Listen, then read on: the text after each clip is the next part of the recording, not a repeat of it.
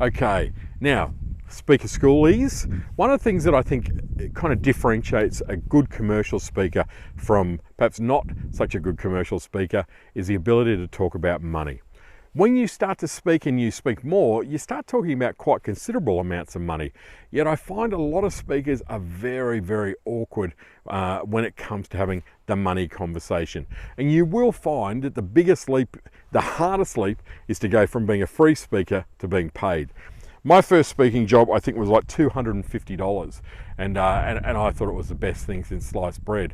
But it was difficult for me to say, hey, I'm a professional speaker and I charge, and it was difficult. But over time, I got better at it and more used to it, to the point where talking about my speaker fee is a functional part of the interaction. So typically I get emails, and some of you will be getting these.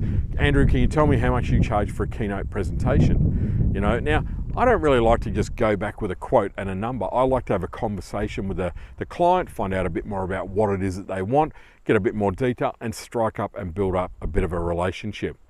But sometimes, the numbers that you start to talk, they might say, well, we want you for 5 jobs, 10 jobs. My first big speaking job was like 30 cities in one hit, doing a big Australian tour for Telstra. How did you even negotiate that kind of thing, right? But we have to learn how to do it, and we have to learn how to be quite functional. And then one of the best ways to do this is to make sure that you've got your rates published.